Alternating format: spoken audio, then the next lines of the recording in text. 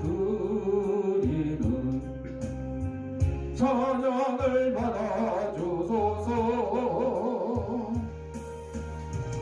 우리는 주님의 종들, 주님은 우리 주시라. 주 대신 예수님 오셔서 이 찬양을 받아주소서.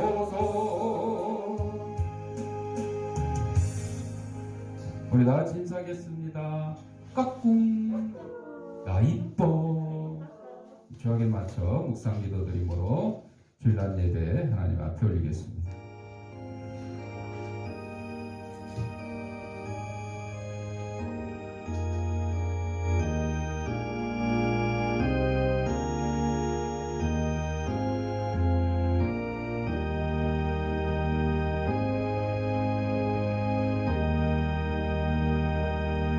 하나님은 영이시니 예배하는 자가 신령과 진정으로 예배할지니라. 아멘. 사랑하리가 풍성하신 아버지 하나님, 지난 한 주간 동안도 저희들의 생명을 지켜보아 주셨다가 거룩한 주일 주님이 부활하신 날을 기념하는 주일 아침에 세상의 성과 죄악된 것과 더러운 것과 무거운 짐과 병든 몸을 가지고 나왔사오니 이 모든 것 다 우리 주님께서 받아주셨고 저희 심령마다 하나님이 주시는 평강과 기쁨이 넘치는 시간으로 인도하여 주옵소서. 예수님 이름으로 기도합니다. 아멘. 찬송 3장.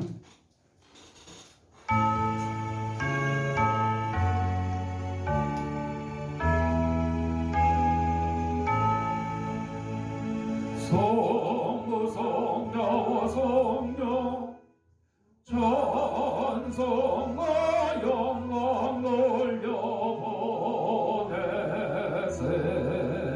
대처로 지금까지 또 영원 무강토록 성삼위께 영광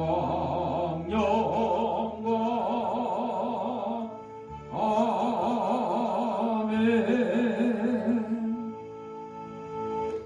우리 성시교독은 교동문 127번 사순절 네 번째.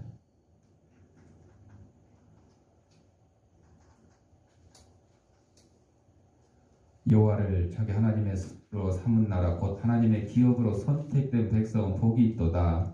여호와께서 하늘에서 불보고사 모든 인생을 살피시니라. 곧 그가 거하시는 곳에서 세상의 모든 거민들을 굽어 살피시는도다. 그는 모두의 마음을 지으시며 그들이 하는 일을 굽어 살피시는도다. 많은 군대로 구원하는 왕이 없으며 용사가 힘이 세워도 스스로 구원하지 못하는도다. 우리 여호와를 알아보며 그는 우리의 누구와 함께하시리라. 우리 마음이 그를 즐거워하며 우리가 그의 성호를 의지하였기 때문이로다. 여호와여, 우리가 주께 바라는 대로 주의 예정하심을 우리에게 베푸소서. 아멘. 사도신경으로 우리의 신앙을 고백할 때 화면을 참고하시고 함께 낭독을 하도록 하겠습니다. 전능하사 천지를 만드신 하나님 아버지를 내가 믿사오며 그의 아들 우리 주 예수 그리스도를 믿사오니 이는 성령으로 잉태하사 동정녀 마리아에게 나시고 본디오 빌라도에게 고난을 받으사 십자가에 못 박혀 죽으시고 장사한 4일 만에 죽은 자 가운데서 다시 살아나시며 하늘에 오르사 전능하신 하나님 우편한 자 계시다가 저리로서 산 자와 죽은 자를 심판하러 오시리라. 성령을 믿사오며 거룩한 공예와 성도가 서로 교통하는 것과 죄를 사하여 주시는 것과 몸이 다시 사는 것과 영원히 사는 것을 믿사옵나이다. 아멘. 찬송 292장.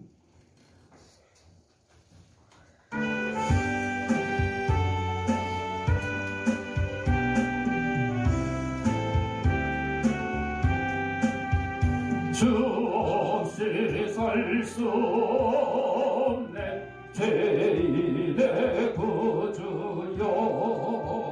거기 한 놈의 배로 날 구속하소서. 고조의 사랑으로 계신 보혈이 내 소망 나의 위로 내 영광 됩니다.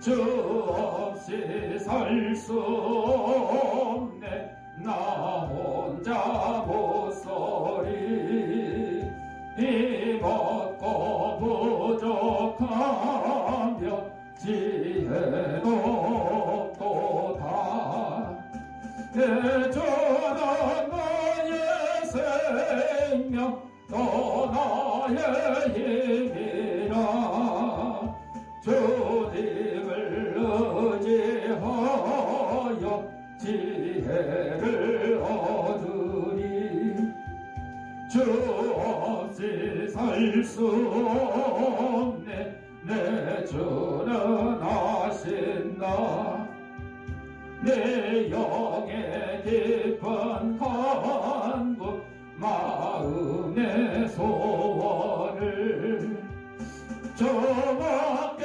나의 마음 네 알아주리요 내 마음 위로하사 영원케 하시네 주 없이 살 수 없네 세월이 흐르고 이 깊은 고독 속에 내 생명 끝나도 사는 방랑일 때 날 지켜주시니 내 곁에 계신 주님 늘 힘이 됩니다.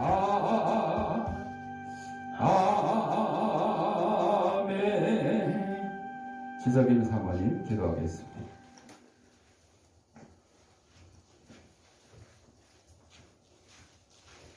할렐루야. 고맙고 감사하신 여호와 하나님 아버지, 오늘 주님의 날을 아버지 지킬 수 있는 그런 건강 주심을 감사합니다. 날마다 하나님 살아계셔 역사하신 하나님 아버지, 늘 저희들 마음속에 살아계셔서 저희들을 주관하여 주시옵시고 인도자가 되어 주시옵시고 책임자가 되어 주시옵시고 관리자가 되어 주셔서 하나님 앞에 크게 일할 수 있는 그런 힘을 허락하여 주시옵시고 항상 주의 말씀대로 사명 잘 감당할 수 있도록 은혜 충만을 허락하여 주시옵소서. 사랑의 하나님, 이 나라의 민족을 주께서 인도해 주시옵시고 이 나라가 정말로 하나님 보시기에 아름답고 귀하게 쓰임받게 주님 허락하여 주시옵시고 이정자들이 서로 손을 이루며 조금씩 양보하며 이 나라를 잘 이끌어갈 수 있는 그런 리더자들이 되게 주님 허락하여 주시옵기를 간절히 기도하고 원합니다. 사랑의 하나님, 오늘도 아버지 주님 앞에 나오지만 우리 성도들 하나님 영상 예배로 드릴 때 주님의 충만하신 은혜가 늘 함께해 주시옵시고 믿음으로 더욱더 중독해지는 그런 은혜를 허락하여 주시옵시고 아픈 환자들에게는 손을 얹은 나음을 입게 주님 축복하여 주시옵소서. 특별히 아버지 박보라 집사님 아버지 수술을 앞두고 있습니다. 하나님께서 어루만져 주시옵시고 강건적으로 역사해 주시옵시고 박보라 집사님 마음속에 하나님의 영이 들어가서 아버지 놀라운 기적의 역사가 나타나게 주님 허락하여 주시옵시고 이번 기회를 통해서 우리 박보라 집사님이 더욱더 믿음으로 충만하게 주님 허락하여 주시옵기를 간절히 기도하고 합니다. 하나님 말씀을 증거하는 목사님에게도 은혜를 허락하여 주시옵시고 그 말씀을 먹고 우리가 세상에 나가서 하나님의 영광 누리는데 부족함이 없도록 늘 충만하신 은혜가 늘 함께해 주시옵시고 이 귀한께 살아계서 역사하신데 부족함이 없도록 인도해 주시옵시고 부흥시켜 주시옵시고 하나님의 크신 은혜가 놀라우신 아버지의 영광 누릴 수 있도록 주님 허락하여 주시옵기를 간절히 기도하며 예수님 이름으로 기도합니다. 아멘.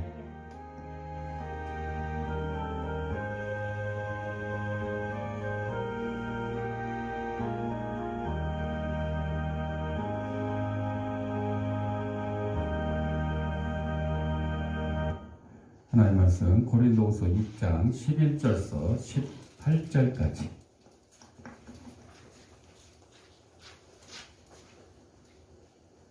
다 같이 읽겠습니다. 고린도인들이여 너희를 향하여 우리의 입이 열리고 우리의 마음이 넓어졌으니 너희가 우리 안에 좁아진 것이 아니라 오직 너희 심정에서 좁아진 것이니라. 내가 너희 자녀에게 말하듯 하노니 보답하는 것으로 너희도 마음을 넓히라. 너희는 믿지 않는 자와 멍에를 함께 매지 말라. 의와 불법이 어찌 함께하며 빛과 어둠이 어찌 사귀며 그리스도와 별대하니 어찌 조화되며 믿는 자와 믿지 않는 자가 어찌 상관하며 하나님의 성전과 우상이 어찌 일치가 되리요. 우리는 살아계신 하나님의 성전이라. 이와 같이 하나님께서 이르시되 내가 그들 가운데 거하며 두루 행하여 나는 그들의 하나님이 되고 그들은 나의 백성이 되리라. 그러므로 너희는 그들 중에서 나와서 따로 있고 부정한 것을 만지지 말라. 내가 너희를 영접하여 너희에게 아버지가 되고 너희는 내게 자녀가 되리라. 전능하신 주의 말씀이니라 하셨느니라. 아멘. 찬송 323장.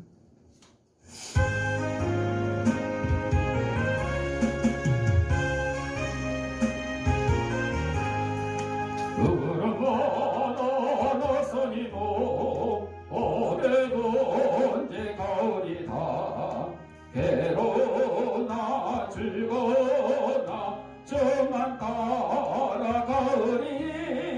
어느 누가 막으리까 죽음이 널 막으리까. 어느 누가 막으리까 죽음이 널 막으리까.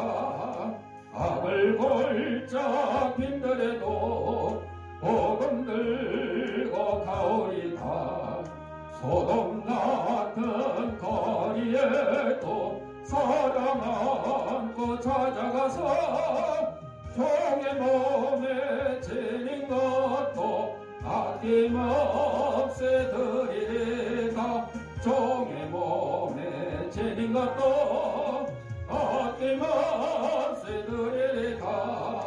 존귀 영광 모든 권세 주님 홀로 하루소서. 멸시천대 십자가는 제가 지고 가오리다. 이름 없이 빛 없이 감사하며 섬기리다. 이름 없이 빛 없이 감사하며 섬기리다. 아멘. 영상 하나 보고 말씀 듣겠습니다. 기도하겠습니다. 하나님 아버지, 시간 하나님 말씀을 듣고자 합니다. 하나님 말씀을 대언하는 이 부족한 제 입술을 주님께서 붙들어 주셔서 인간의 제약되고 나약한 것은 주님의 십자가에 감추시고 하나님께서 사랑하는 성도들에게 꼭 주시고자 하는 말씀을 전하는 도구로 삼아 주옵소서. 이 말씀을 받는 우리 성도들의 심령을 성령께서 속도로 만들어 주셔서 하나님 말씀이 선포될 때 싹을 두 열매를 맺어서 100배, 60배, 30배의 결실을 가지고 저희들이 속한 가정과 직장과 이 사회에서 하나님의 귀한 성도로서의 직분을 잘 감당하며 사는 데 부정함이 없도록 인도하여 주옵소서. 예수님 이름으로 기도합니다. 아멘. 오늘 고린도후서 6장 11절부터 18절 말씀을 가지고 가까운 사람, 먼 사람이라고 하는 제목을 함께 은혜를 나누고자 합니다. 먼저 여러분에게 소개해드린 영상, 작년 3월에 개봉된 영화였는데 아마 코로나 때문에 홍보가 안 되는 모양인지 저도 몰랐어요. 근데 우연히 케이블 TV 방송을 통해서 보게 됐는데 내용은 개척교회 목사님 가정의 어려움에 대해서 얘기를 하는 거예요. 월세도 제대로 못 내는 판에 장모님이 또 간 이식 수술을 받아야 되는데 5천만 원의 수술비가 필요하다. 어떻게 해야 되겠느냐? 경과가 어떻게 됐느냐? 이제 이 목사님이 밤에 대리운전을 하면서 돈을 벌기 시작하다가 그거 가지고 부족하잖아. 1,000만 원까지 모았어. 안 되는 거야. 그러다 보니까 대리운전하면서 만난 자기 신학교 후배가 자기 아버지 큰 교회 세습한 그리고 허랑방탕한 생활하는 모습을 보고 처음에는 돈을 빌려달라고 했다가 거절당하니까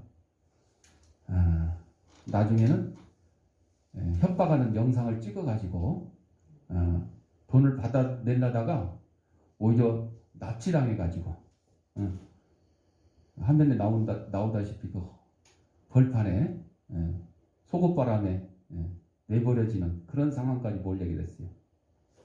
그러다 심지어는 부인이, 사모님이 돈 빌리려고 하는데 자기 옛날 동창을, 돈 잘 버는 동창을 알게 돼서 돈을 빌리게 되는데 이제 잠자리를 요구하는 그런 내용이까지 나와요. 그거를 목사님이 우연히 알게 되니까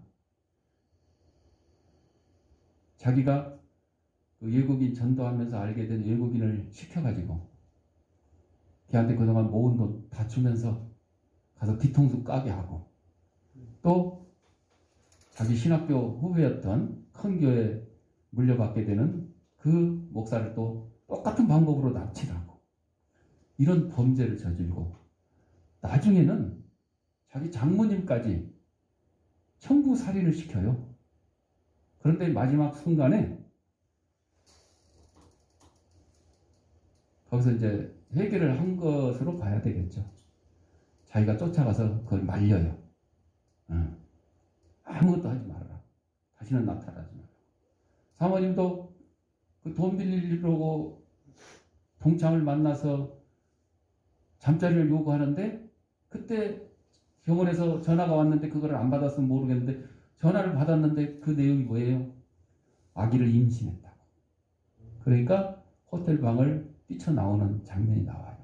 하나님께서 그 죄악의 순간에, 그 범죄의 순간에 그 범죄의 발을 들이지 못하도록 아기 임신을 통해서 막은 거 아니냐, 이제 저는 그렇게 생각을 했어요. 마지막에 이제 그 자기 장모님을 청부 살해하려다가 막았는데 장모님이 뒤돌아서면서 차에 뺑소니 교통사고를 당하고, 이걸 신고를 해야 되잖아요, 지금. 그래서 신고하면 목숨을 건지게 되면 사망보험금을 받지 못하게 되니까 신고하지 말라고. 그래서 사이들은 사모님이, 목사님이 그 자리를 그냥 떠나는.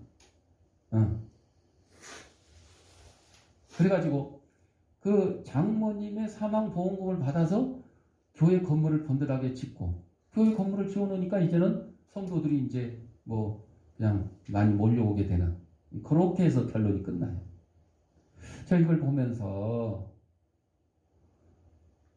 성도뿐만 아니라 목회자도 마찬가지죠. 여러분, 욥의 고난을 아시잖아요. 그런데 욥의 고난은 옛날 얘기인데 오늘날 여기 기도하는 남자와 같은 이런 상황에 처해 있는 성도나 목회자들이 지금 많단 말입니다. 과연 어떻게 할까? 심지어 목회자도 이 세상의 어려움, 이것 때문에 돈의 유혹에, 물질의 유혹에 넘어갈 수밖에 없는 이런 상황, 어떻게 해야 할 거냐? 그분이 이제 뭐 장모님의 보험금으로 교회를, 건물을 짓고 목회를 다시 한 것은 이제 아마 얘기는 안 나왔습니다. 제 생각에는 해결을 하고 제대로 하나님의 길을 간 걸로 보여져요. 그나마 다행이라고 생각해요. 그거를 보면서 한편으로 감사한 게, 제가 목회하면서 저 사람처럼 저렇게 어렵게 목회하지는 않았다. 뭐 빚을 내서라도 월세를 내고 감당을 하면서까지 뭐 할 수 있었던 건 다 하나님의 뜻이고 감사한 일이다. 여러분, 건물 주인에게 월세 못 내고 숨어 지내고 주인 피해 다니고 이러면 주인이 그 나중에 뭐라 그러냐면, 왜 교회와 목사가 다른 사람의 피해를 주냐, 이렇게 얘기를 해요. 그럼 월세 못 내는 교회는 다 무조건 문을 닫아야 되겠느냐, 이런 생각도 들기도 합니다. 이게 뭐예요? 우리 성도는 하나님의 은혜를 받아 거룩하게 된 사람이에요. 하나님 말씀대로 세상 거, 먹을 거, 입을 거 이런 거에 대해서 별 그렇게 신경 쓰면 안 돼요. 지금 뭐 LH 내 투기, 한국토지 주택공사 토지 주택공사라 그러는데, 그 사람들 뭐 그걸로 투기를 해서 얼마를 벌었던 뭐 그런 거 우리는 잘못된 것에 대해서는 분노하고 지적을 할 수 있어야 되지만 그것을 우리가 부러워하거나 나도 그만큼 어떤 이득을 취하지 못해서 나는 바보 같은 사람이라고 자괴감에 빠져서는 안 된다는 거죠. 왜? 하나님의 은혜로 우리는 거룩하게 된 사람이기 때문에 세상에 먹고 입고 쓰는 이런 거에 대해서는 우리는 좀 초연을 할 줄 알아야 돼요. 그 기도하는 사람에 나오는 그 주인공 목사님과 사모님 그 가족이 오히려 그 장모님이 간이식을 받아야 되지만 하지 말아라. 5천만 원 빚을 내가지고 월세도 못 내는 교회 형편 다 아는데 5천만 원 빚을 내가지고 자기를 수술시켜준다는 거 하지 말아라. 사모님이 검사를 해서 간을 기증하겠다 그런 내용이 나오는데 하지 말아라. 그것도 하나님의 뜻이다. 하나님의 뜻이다. 그렇게 이 얘기를 해요. 맞습니다, 여러분. 월세 못 내서 교회가 쫓겨나도 그걸 하나님의 뜻으로 받아들이면 돼요. 그걸 하나님의 저주라고 생각하면 안 됩니다. 그걸 하나님의 저주라고 생각하면 우리는 하나님을 오히려 떠나게 되는 거예요. 지금 코로나 시대에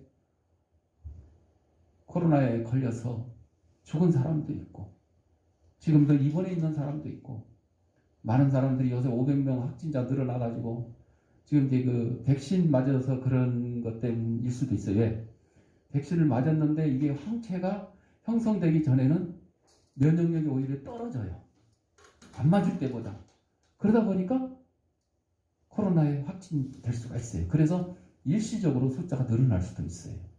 하여튼 이런 가운데 우리는 그걸 세상 사람과 똑같이 두려워하고 떨고 이래서는 안 되는 거죠.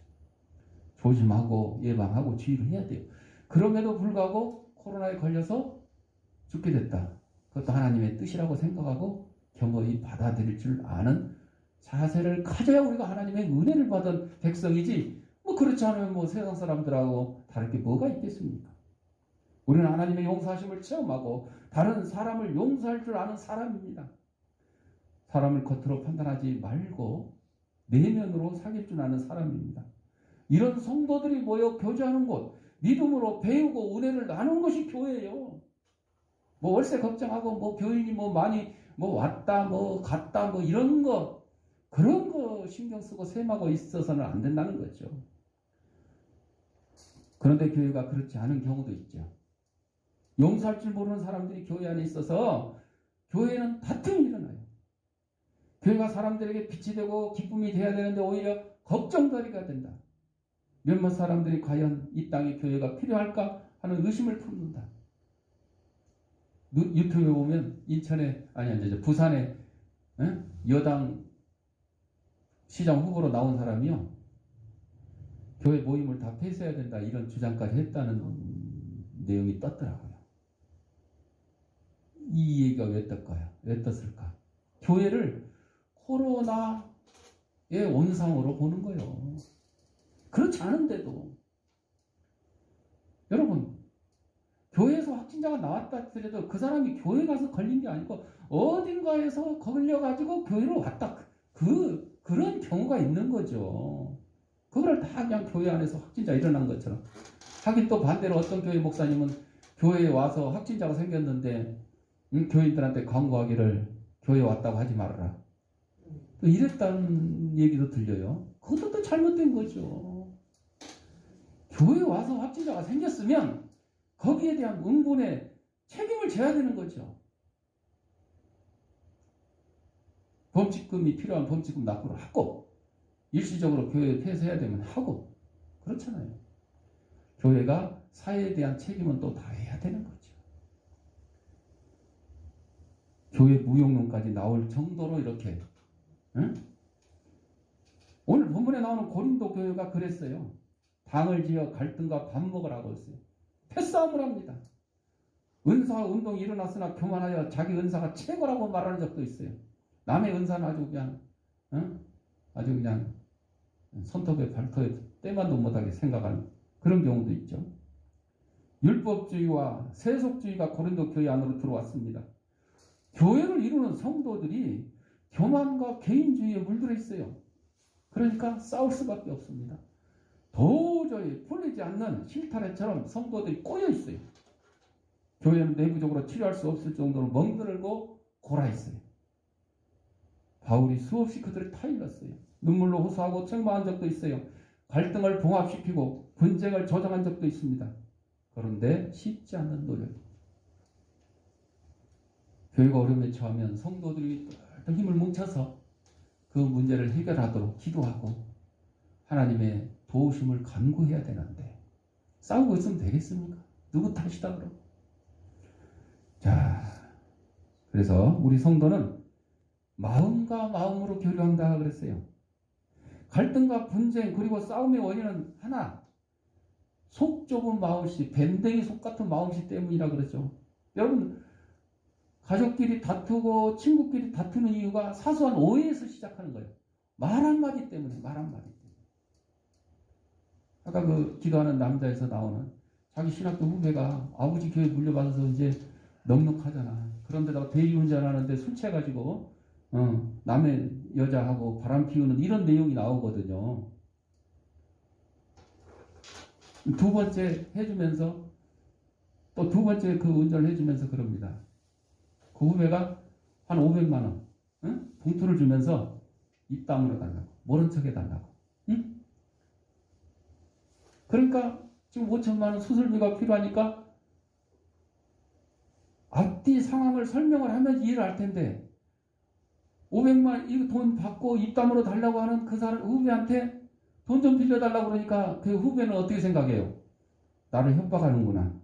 이 돈 갖고 적으니까 더 많이 뜯으려고 협박하는구나. 이렇게 생각을 하는 거예요. 그건 이제 오해 시작한 거죠. 이만저만해서 우리 장모님 간이 수술을 해야 되는데 내가 이 얘기를 하면 오해할 수도 있겠지만 솔직하게 얘기한다고 그러고 얘기하면 조금 그나마 이해를 할 수 있을 것 같아요. 제가 이제 그걸 보면서 그런 생각이 들었는데 뭐 재밌게 하려고 여러분들 영화나 드라마 보면 우리가 보기에 아니 그거 아닌데 이렇게 해야 되는데 하는 경우 있죠? 그런데 이렇게 비비 꼬아서 가. 왜? 시청자들을 가슴 졸이게 하고 시청자들의 관심을 더 끌어들이기 위해서 그런 거 의도가 있는 것 같지 않냐. 자, 우리 사소한 오해에서 좁은 마음씨 때문에 한 사람이 좁은 마음씨를 가지면 선한 말도 왜곡해서 듣습니다. 네가 뭔 얘기를 해도 나는 안 믿는다. 밴댕이 속 가지고 있으면 그래요. 네가 무슨 얘기를 해도. 너 옛날에 그랬잖아. 너 옛날에 폭력했잖아. 지금도 너 폭력할 것이다. 이렇게 아예 그냥 단정을 지어서 생각을 하죠. 오해하여 듣고 오해를 밖으로 쏟아내죠. 단순히 오해였나라고 말하는 데서 그치지 않고 독소를 품어내요. 한 사람이 이렇게 연쇄 반응이 일어납니다. 독소를 들은 사람이 맞받아치고 독화살과 같은 거친 말을 상대방에 쏟아냅니다. 여러분 물을 솜이나 수건 같은 데 이렇게 부으면 물이 튀는 게 아니라 어떻게 해요? 흡수가 되죠. 흡수가 돼요. 그러나 이런 탁자 같은 데 물 부으면 어떻게 돼요? 흡수가 안 되니까 다 튀어요. 똑같아요. 우리의 악한 말이 상대방이 누가 나한테 악한 말을 할 때 내가 그거를 스펀지처럼 그냥 딱 받아들이면 그걸로 끝나요. 싸움이 안 나요. 그런데 그걸 내가 맞받아치니까 튕겨 반사해가지고 싸움이 나는 거죠.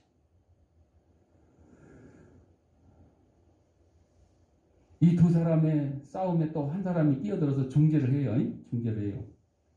그러면 싸움이 멈춰져야 되는데 싸움이 멈춰지는 게 아니라 얘 너는 내 편을 안 들고 제 편을 드냐 뭐 이런 식으로 해가지고 또 싸움이 나요. 그래서 세 명이 이제 2대1로 싸우는 거예요. 2대1로 싸우게 되는 거죠.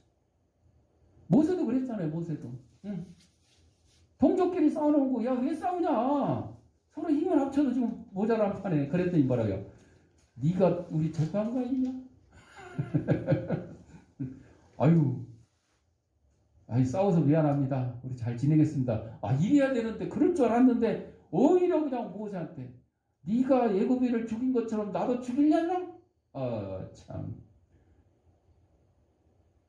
싸움을 말리려다가 오히려 그 화가 모세에게 미친 것. 이런 것처럼 이 고린도 교회에서도 그런 일이 일어났어요. 왜 이렇게 싸움이 커지냐? 마음이 좁아서 그렇다. 다른 사람의 마음이 좁다고 탓하면서 사실은 자기 마음이 좁은 거는 모르는 거예요. 성경에 뭐라고 했어요? 내 눈에 있는 뭐라고 했어요? 들보. 내 눈에 있는 들보는 깨닫지 못하고 남의 눈에 있는 티끌 보고 야, 네 눈에 티끌 빼라.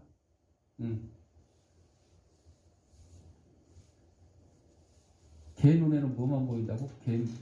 개만 보인다고 그러죠. 개. 그런 얘기 있죠. 내가 선한 마음을 품고 있으면 다른 사람도 선하게 보이는 거예요. 내가 악한 마음을 품고 있기 때문에 다 그냥 악한 사람으로 보이는 거죠. 바울은 고린도 교회를 향해서 넓은 마음씨로 화해와 평안을 건면했어요. 자녀에게 말하도 부드럽고 건면합니다. 부드럽게. 그런데 교인들이 오해를 해요. 바울의 말을 듣는 게 아니에요. 순종하는 게 아니에요. 오히려 바울을 공격해요. 싸움을 그치려는 것이 아니라 바울을 새로운 공격 대상으로 자기들끼리 싸우고 있다가 바울이 끼어드니까 바울한테 이제 또 화살을 돌리는 거죠. 바울은 교인들 스스로 마음이 좁아졌음을 일러줍니다. 바울의 부드러운 겉면에 보다가는 모양으로 마음을 넓히라고 건면합니다. 여러분, 우리 성도는 마음이 넓어야 돼요. 넓은 마음으로 영적 교류를 가져야 됩니다. 용서하고 이해할 줄 알아야 됩니다. 예수님이 넓은 마음으로 우리를 용납하여 주셨기 때문입니다. 넓은 마음은 하나님이 원하시는 마음입니다. 한 여고생 동창 모임이 있었어요. 중년 여인들이 만나는 모임이기 때문에 서로 아주 멋있게 꾸미갔죠. 머리도 막 지지고 벗고 뭐 그냥 막 폐물도 온갖 것 다 하고. 그런데 가짜 귀걸이와 보석 반지를 끼고 온 친구 한 사람이 다른 친구들 진짜 보석 반지와 귀걸이 한 사람들에게 야, 뭐 네 거나 내 거나 뭐 똑같네. 뭐 보기에 차이도 없고 진짜인지 가짜인지. 그때 진짜 보석을 한 여인이 이렇게 얘기해요. 어떻게 가짜가 진짜와 같을 수 있냐? 네 것은 모조품이고 내 것은 진짜야. 여러분, 오늘날 많은 사람들이 기독교를 다른 종교와 동일시하려고 합니다. 아이 뭐 기독교도 그냥 뭐 불교나 뭐 다른 그냥 유교나 뭐나 그냥 그 중에 하나지. 예수님도 뭐 그냥 석가나 뭐 공자나 뭐 그 중에 하나지. 그러나 그것은 가짜 반지를 진짜 반지와 동일시하려고 하는 것과 똑같아요. 석가모니는 자기는 죄를 용서할 능력이 없다고 말했어요. 자기가 지은 죄는 반드시 자기가 받아야 된다고 했어요. 공자도 죄를 지으면 하늘에서도 빌지 못한다고 했어요. 석가모니도 공자도 죄의 용서함 받는 길, 진정한 영생과 구원의 길을 이야기하지 못했습니다. 그런데 우리 기독교에는 예수님만이 우리에게 사죄의 길과 구원의 길을 가르쳐 주십니다. 여러분 소림사 알죠? 소림사. 소림사가 왜 유명하냐? 무술 때문에 유명해. 무술. 뭐 돌을 잘 닦고 아니 이게 아니고 무술. 소림 18동이 막 저도 이제 영화 여러 가지 많이 봤는데 어제 EBS 한국기행을 보면서 그 저기 산속에 비구니 스님 여성 그 하면서 자기도 이제 무술을 막 하는 거야. 무술을 연단하면서 막 하면서 이게 뭐라고 얘기하냐면 자기가 무술을 연말해서 도둑놈이 들어오면 한두 명 정도는 해치울 수 있어야 된다 이렇게 얘기를 해요. 나 그 얘기를 듣고 역시 우리 기독교가 진짜 종교구나. 불교인들이 무술을 배우는 목적이 뭐냐? 거기서 얘기한 거예요. 도둑놈이 들어오면 해치우려고. 아니 도둑놈이 됐던 뭐가 됐던 남을 해치우는 건 종교인이 아니야잖아. 우리 기독교에서는 뭐라 그래요? 뭐 달라고 그러면 걷어서 달라면 속옷까지 주고 오리를 가자 그러면 심리도 가고 응? 거절하지 말라 그러잖아. 누구까지도 원수까지도. 원수가 줄이거든 마시우게 하고 배고프거든 먹게 하고. 우리 기독교에서 이런 사랑을 가르치잖아. 근데 다른 종교에서는 아니 해치운대. 해치워버려야 된대. 무술을 배워서 해치워버려야 돼. 교회 안에서 무술 배워서 해치워요? 뭐 교회 안에서 사격 배워가지고 뭐 해치워요? 아니죠. 지난번 머시건 프리처라고 총돈 목사님 얘기도 했습니다만은 그거는 이제 예부적인 요인 때문에 정말 많은 사람을 죽이고 특별히 어린 아이들을 유괴하고 학대하고 죽이고 그거를 막으려고 총을 들었다 이제 그런 뜻이지 단순히 뭐 집에 좀도둑 들어왔는데 그걸 갖다 해치려고 무술을 배우고 사격을 배우고 이거는 진정한 종교인이 아니잖아요. 사랑이 넘치는 종교 기독교는 나를 해치려고 하는 원수에게도 누구처럼 스데반 집사님처럼 돌에 맞아 죽으면서도 저들은 저들의 죄를 알지 못합니다. 예수님처럼 똑같이 예수님의 제자이거든요. 진짜 용서해 주라고 용서해 달라고 이게 우리 기독교의 사랑이고 진정한 종교라는 거죠. 그러니까 세상 종교하고는 다른 거죠. 또한 우리는 믿지 않는 자를 거절하라고 되어 있어요. 성도들 사이에는 넓은 마음이 있어야 된다. 용서함이 있어야 된다. 에베소 4장 31절에 서로 인자하게 하며 불쌍히 여기며 서로 용서하기를 하나님이 그리스도 안에서 너희를 용서함과 같이 하라. 여기서 이제 우리가 오해를 할 수가 있어요. 아니 넓은 마음 가지고 다 용서를 해야 되는데 어떻게 믿지 않는 자를 거절하라 그러면 이거는 용서 안 하는 거 아니냐. 용서 안 하는 거 아니냐. 특히 이단자들. 응? 이단자들. 자, 원래 이제 이단자 외에 누구든지 다 우리는 용서하면 함께 할 수 있어요. 눈물로 서로 용서를 구하면 악한 감정이 사라집니다. 관계가 회복되고 기쁨으로 대화할 수 있습니다. 그런데 딱 예외가 뭐냐? 누구는 용서할 수 없다고? 이단자. 이단자는 우리가 용서해서 될 일이 아니에요.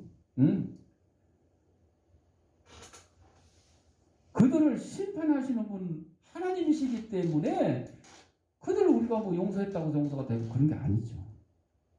우리가 할 일은 그들도 회개하고 하나님께 돌아오라고 간구하는 거죠. 그들에게도 외치는 거죠. 회개하고 돌아오라. 그 잘못된 길에서 바른 길로 돌아와라. 구원의 길로 돌아와라.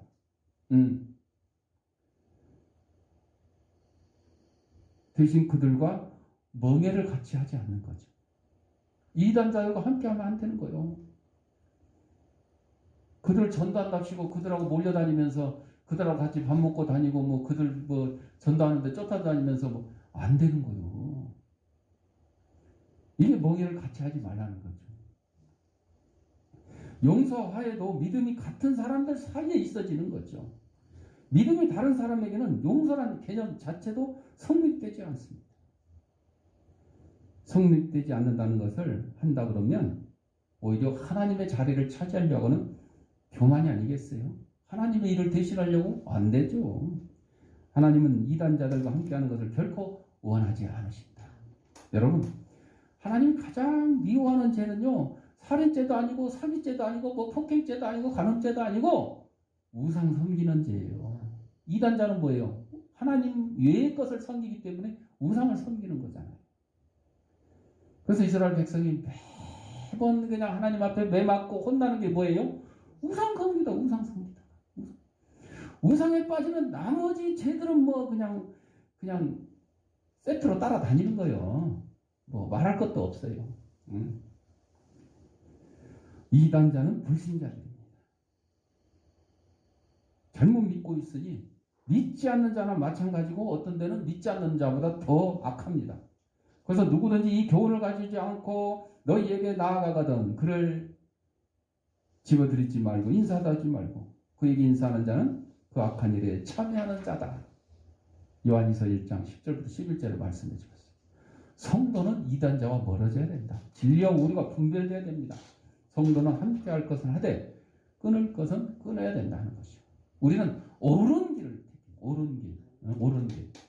뭐가 이득이 있냐, 이득이 많냐, 전냐 이걸 따지는 게 아니에요. 옳고 그런 것을 구별해야 돼요. 그 제2성전 시대에 로마가 예루살렘 성전을 둘러싸고 성전 재단의 번제단에 불을 피우지 말라고 나무를 못 갖고 들어가게 했어요. 레위기 6장 8절에 보면 하나님은 번제단 위에 불을 꺼뜨리지 말라. 예. 오늘날로 말하면 우리 쉬지 말고 기도하라 그 말하고 똑같은 거죠. 물새틈 없는 감시가 있었는데 그런데도 불구하고 이 번제단의 물이 꺼지지 않았어요. 알고 봤더니 그 일을 담당하는 사람들이 사다리를 가지고 들어가면서 사다리 옆에다가 살짝 나무를 표시 안 나게 붙여갖고 가는 거예요.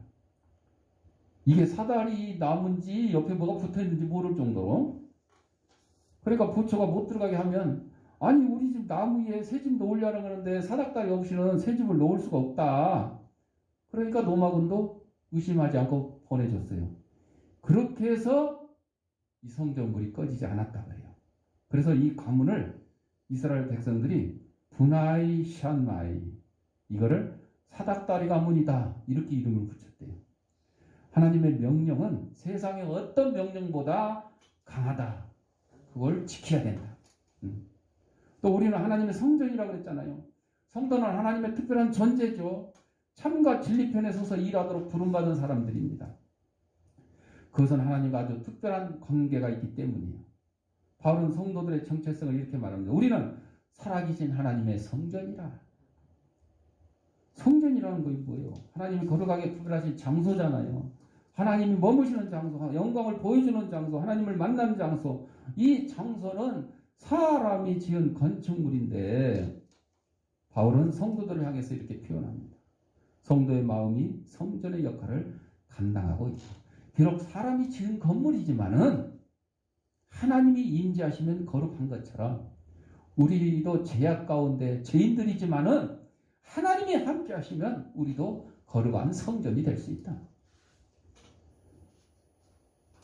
성도의 마음이 성전의 역할을 감당하고 있다는 거죠. 비록 예루살렘에 헤롯이 지은 성전이 있으나 지금 고린도에 있는 신앙을 가진 사람들이 성전이다. 그 예루살렘 성전은 무너질 것이다. 그러나 성도는 무너지지 않는다. 성도는 무너지지 않는다. 시대가 가도 주의 성도들은 여전히 있을 것이다.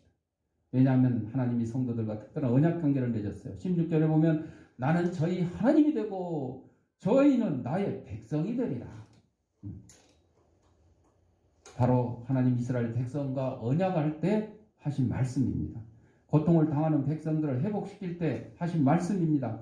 성도는 하나님의 특별한 존재들입니다. 이러한 자존감을 가진다면 마음이 좁아질 리가 없어요.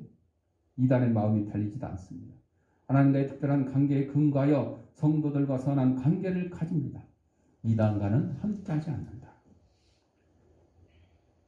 그래서 여러분 우리는 가정생활, 학교생활, 직장생활, 사회생활에서 양보할 줄 알아야 돼요.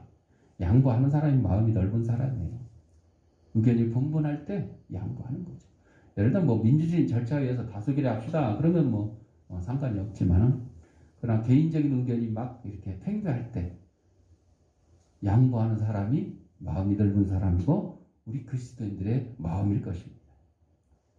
마지막으로 우리는 하나님과 우리 관계가 특별합니다. 사도 바울은 하나님의 특별한 관계를 진전시킵니다. 하나님과 백성의 관계는 구약에서 이미 언급된 것입니다. 그래서 바울도 똑같이 이 얘기를 합니다. 그러나 하나님의 뜻은 그것이 아닙니다. 하나님과 성도들 사이에 혈연 관계가 형성되었어요. 하나님이 그렇게 했어요.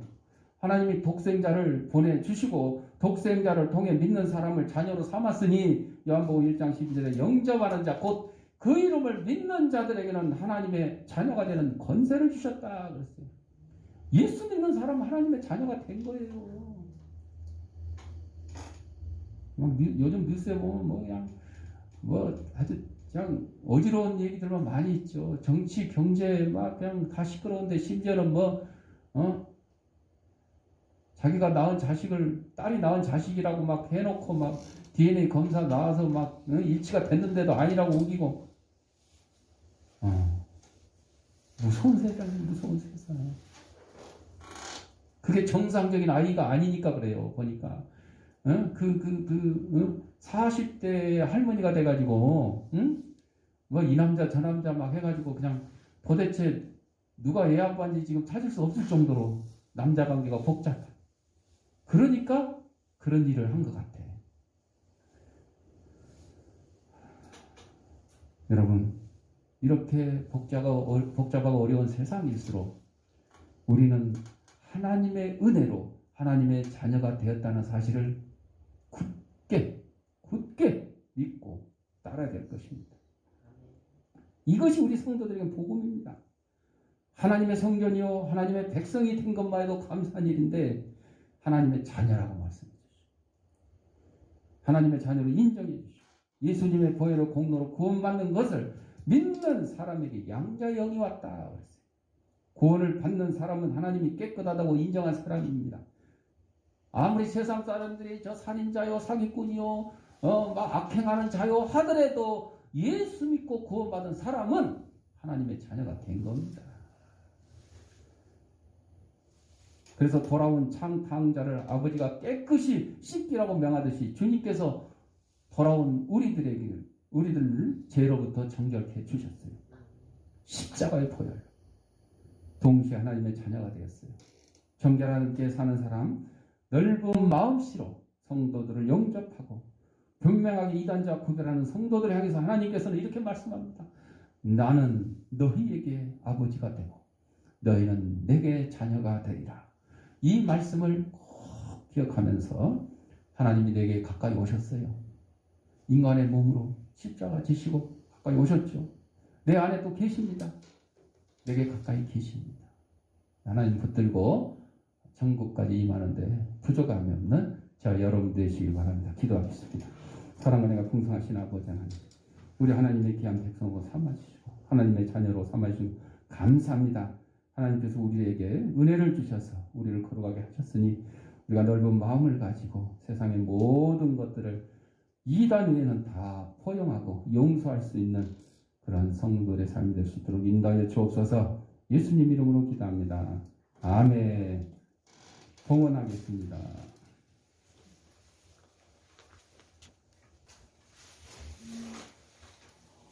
영상으로 예배드리는 성도님들은 계좌에다가 아무개 주일원금, 아무개 11조 이렇게 하시거나 나중에 출석 예배 드릴 때 한꺼번에 하셔도 좋을 것 같습니다.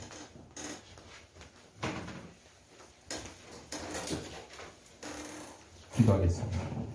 하나님 아버지 이 시간 하나님 우리에게 허락하신 물질 가운데 하나님의 것을 구별하여 하나님께 드립니다. 사랑하는 성도의 손길에 물질의 풍성과 영권의 강건함을 다하게 하시고 하나님께서 우리를 은혜로 자녀로 하나님 은혜의 자녀로 삼아 주셨사오니 이 말씀대로 천국에 이르도록 하나님과 함께 동고동락하는데 부족함이 없는 저희들의 삶이 될 수 있도록 인도하여 주옵소서.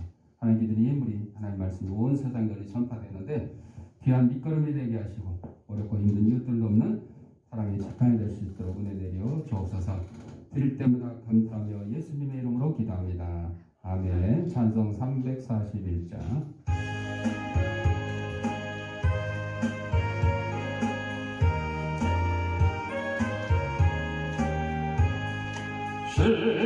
십자가를 내가 지고 주를 따라갑니다.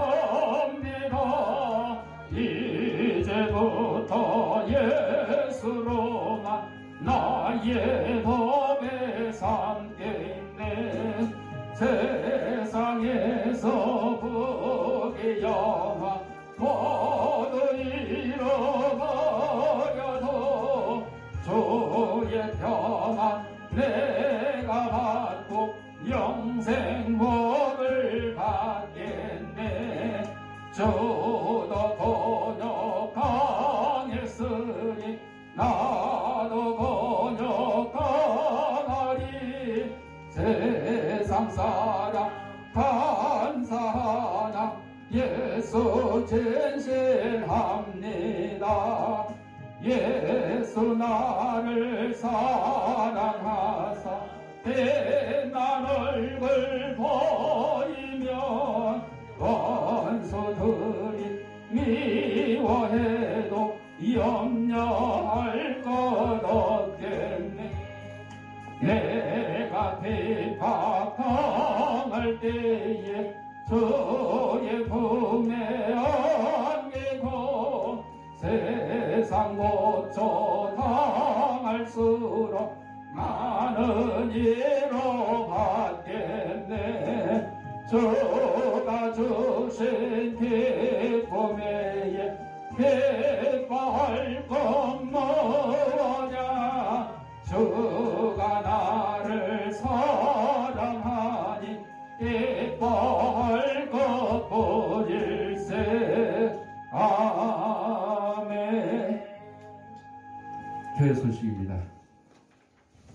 확진자가 아까 말씀드린 대로 500명대로 늘어났어요. 일시적인 현상인 것 같은데, 좌우지간 백신을 지금 계속해서 우리나라는 아직 이제 1% 단계요. 50 몇만 뭐 이렇게 접종했으니까 아직 멀었는데, 외국에는 뭐 50%, 60% 이렇게 접종한 나라들은 확진자도 많이 들고 곧 뭐 해외 여행도 자유화가 될 걸로 그렇게 있으니까 뭐 접종 백신을 맞아가지고 이런 부작용이 일어나서 뭐 죽은 사람도 일부 있습니다만은, 아니 왜 막 가만히 있으면 안 죽을 걸 맞고 죽냐 이런 경우도 있겠죠. 그거는 이제 세상 사람들의 기준이고, 우리는 여러분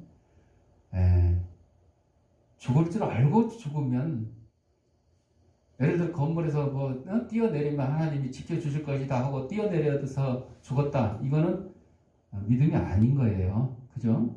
그러나 예수님이 십자가를 져야 되는 게 마땅하다, 하나님의 뜻이다 그랬기 때문에 십자가를 지는 거고, 지고 돌아가신 거는 그건 하나님의 뜻이에요. 그러니까 여러분, 사나 죽으나 주의 것이로다, 주님의 뜻이로다, 그런 믿음을 가져야 돼. 그러니까 자살하려고 하는 사람들처럼 그렇게 무모한 것들은 우리가 해서는 안 되지만, 그러나 보편적인 것, 그런 것들, 누구나 할 수 있는 것들은 우리 똑같이 하는 거예요. 백신을 맞아야 된다 그러면 맞고, 예방해야 된다면 예방하고, 그러다가 부작용이 나서 뭐 죽을 수도 있겠지만 그것도 우리는 하나님의 뜻이다, 이렇게 받아들일 수 있는 자세가 필요한 거죠. 예. 뭐 이제 백신 안 맞으면 뭐 처벌하는 법을 발의를 했다, 뭐 그런 얘기까지도 있는데, 그건 법 이전의 문제입니다. 법 이전에 그렇게 하는 법을 그렇게 해서 처벌하겠다는 사람들이 이상한 사람들이지. 백신 예방주사 맞는 것은 당연한 것이고, 또 부작용이 일부 있을 수도 있는 것이고, 100% 안전한 것이 없어요. 여러분, 교통사고 나서 사람 죽었다고 차 다 못 다니게 하면 되겠어요? 안 되잖아. 1년에 교통사고가 그렇게 나고 몇천 명이 죽어도 차는 어떻게 해요? 다녀요. 왜? 사고 나는 거 그거 방지하는 것보다 차가 다녀가지고 이 전 사회적으로 이득 보는 것이 더 많기 때문에 조금 그 사고 나고 다치는 사람이 있더라도 그냥 계속 하는 거죠. 마찬가지입니다. 그렇게 생각을 하셔야 돼요. 그냥 꼭 코로나 하나만 가지고 막 그냥 이렇다더라 저렇다 이러지면 좀 곤란하다 하는 것을 기억하기 바라고, 심지어 목사님들조차도 막 백신 그거 맞으면 뭐 어쩌고 저쩌고 막 이상한 얘기들 막 자꾸 하고 그러는데, 그런데 우리는 현혹될 필요가 없어요. 여러분, 백신 맞으면 100% 죽는다고 그러면 뭐 누가 맞겠어요? 그렇잖아요. 그러나 일부 교통사고로 죽거나 암으로 죽거나 집지다가 떨어져 죽거나 저 산에 등산하다 죽거나 집에서 가만히 있는데 접시에 코 박고 죽거나, 그 확률로 따지는 거예요. 그 확률로 따졌을 때 이 정도면 보편적 통상적으로 일어날 수 있는 일이다, 그랬을 때는 우리가 그걸 따르는 거죠. 참고하시기 바라고, 나머지는 주부를 참고하세요. 우리 찬송 55장.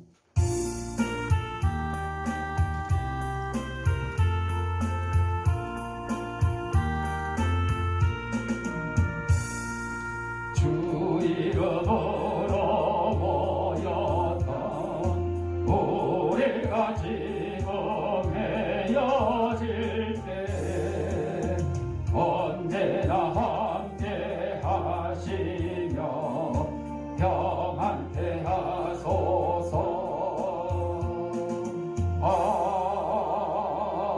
아멘. 자, 아픈 데 있는 사람 아픈 데 자기 손을 대시고 아픈 데 있는 사람 머리에 손을 대시고 따라합시다. 나는 하나님의 초강력한 능력을 가진 치유사역자다. 예수님의 이름 명하는 생기야. 나는 사방으로부터 내 몸속에 들어와 하나님의 잃어버린 형상을 회복케 하고 육신의 질병을 내쫓고 영혼의 질병을 내쫓아라. 이제는 우리 주 예수 그리스도의 은혜와 하나님 아버지의 무한한 사랑과 성령의 감동과 마 교통하심이 하나님의 은혜로 하나님의 자녀가 되었으니 넓은 마음을 가지고 이단 외에는 다 포용하며 용서하며 저들을 사랑하며 품기를 다지만 사랑하는 제 백성들 머리 위에 저들의 가정과 입장과 사업장에 이지 않게 위해 예로부터 영원토록 함께 있을지어다. 아멘.